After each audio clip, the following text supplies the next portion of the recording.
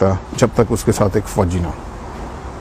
और जिस दिन मार्शल लॉ लगाना हो, और पाकिस्तान में जितने मार्शल लॉ लगे हैं वो 111 ब्रिगेड से लगते हैं, क्योंकि सिविलियन लीडरशिप की जो सबसे पहला टॉप ऑफ द पिरामिड पे जो इशू है वो ये है कि आपकी आवाम के जो नुमाइंदा इलेक्ट करती है वो हॉस्टेज होता है टू द मिलिट्री। और उसकी वजह 111 ब्रिगेड है, क्योंकि पाकिस्तान में सिविलियन लीडरशिप की प्रोटेक्शन के लिए कोई अदारा नहीं बनाया गया, और जो एक अदारा है वो फ़ौज की 111 ब्रिगेड है। सो यही शख्स बादशाह की हिफाजत कर रहा है। सो वो अपने मुहाफ़िज़ से डरता है।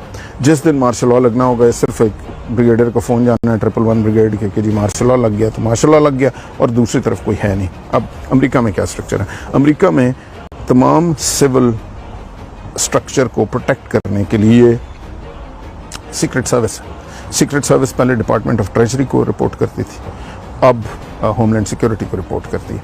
सीक्रेट सर्विस जो है $multi-billion ट्रेंड है, टोटल सिविलियंस हैं, लेटेस्ट वेपन है, एयरफोर्स 1 से लेके उनकी जो प्रेसिडेंट की गाड़ी है, जो उसके साइलोज हैं, जो उसकी बीवी बच्चे, हर शख्स को प्रोटेक्ट सीक्रेट सर्विस करती है। अमरीकी फौज का कोई शख्स व्हाइट हाउस में घुस भी नहीं सकता। वो किसी तरह घुसने की कोशिश करेगा तो सबसे पहले सीक्रेट सर्विस है जिसका काम है उसे प्रोटेक्ट करना। सो सिविलियन तमाम चीज़ों को प्रोटेक्ट करने के लिए एक कॉन्स्टिट्यूशनली अलग फोर्स रेज की जाती है, और ये किसी भी मुल्क में फौज नहीं प्रोटेक्ट करती। यही स्ट्रक्चर यूके में है, यही स्ट्रक्चर कनाडा में है, यही स्ट्रक्चर इंडिया में। कनाडा में ट्रूडो को प्रोटेक्ट आरसीएमपी करती है। एक प्रॉपर फोर्स रेज की गई है पार्लियामेंट को प्रोटेक्ट करने के लिए, और उसके इर्द गिर्द उनकी गाड़ियों ने सराउंड किया होता है। और आरसीएमपी के पास आप वेपन और ट्रेनिंग और वो देखें, आप परेशान हो जाएंगे। Nobody can dare challenge the civilian leadership within Canada because civilians are protecting it. India में जो मोदी की सिक्योरिटी है वो सारी की सारी सिविलियन लीडरशिप के पास है। सो पहली चीज़ जो आपकी इस्टेब्लिशमेंट को पावर दे रही है, जिसने एक बंदा कंटिन्यूसली वज़ीर आज़म के इधर खड़ा किया हुआ है, जिसको आपको हटाना ज़रूरी है, मुल्क के इंटरेस्ट में ज़रूरी है, और सारी दुनिया में हटा हुआ है, वो आपको 111 ब्रिगेड हटाना पड़ेगा। और 111 ब्रिगेड की जगह आपको कॉन्स्टिट्यूशनली एक फेडरल सिक्योरिटी फोर्स क्रिएट करनी पड़ेगी जो कि तमाम सिविलियन लीडरशिप, सिविलियन इंफ्रास्ट्रक्चर को प्रोटेक्ट करेगी। अब आप ये कहेंगे कि जी ये तो ऐसा क्यों नहीं किया गया? मसला ये है कि आज आप ज़रा खान साहब को कहें कि आप एक फेडरल सिक्योरिटी फोर्स क्रिएट करने की कोशिश करें और 111 ब्रिगेड को हटाएं, तो कल उनकी हुकूमत चली जाएगी। और ये सिर्फ इन्हीं की नहीं, जिसकी मर्जी आप कर लें, क्योंकि फ़ौज को पता है कि ये नहीं होने देना। और एक्चुअली तो फेडरल सिक्योरिटी फोर्स एग्जिस्ट करती थी, और जब 5 जुलाई 1977 को ज़ियाउल हक ने मार्शल लॉ डिक्लेयर किया तो सबसे पहला ऑर्डर क्या था?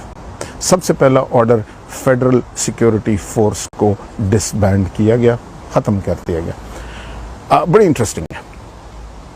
भुट्टो साहब ने एक फेडरल सिक्योरिटी फोर्स रेज की थी जिसका एग्जैक्टली यही काम था कि तमाम सिविलियन लीडरशिप और सिविलियन इंफ्रास्ट्रक्चर को फेडरल सिक्योरिटी फोर्स प्रोवाइड करेगी, को प्रोटेक्ट करेगी। वो बहुत हैवीली फंडेड थी, टोटल फौज से उसका कोई ताल्लुक नहीं था, लेकिन वेपन, ट्रेंड, बंदे, हर चीज़ थी। उसको अक्यूज़ किया गया कि जी कसूरी साहब के एक साहब हैं, उनके कत्ल में फेडरल सिक्योरिटी फोर्स इन्वॉल्व थी, और इस एलिगेशन पे फेडरल सिक्योरिटी फोर्स को डिसॉल्व कर दिया गया। मुझे नहीं पता कि कसूरी साहब के मर्डर में इन्वॉल्व थे या नहीं थे, लेकिन मेरा सवाल ये है कि पाकिस्तान में और कितनी एजेंसियों को या गवर्नमेंट के महकमों को आज तक डिसॉल्व किया गया? किसी को नहीं किया गया। क्या आपके ख्याल में पुलिस ने बड़े गंद नहीं मारे? लेकिन पुलिस को तो आपने डिसॉल्व नहीं किया।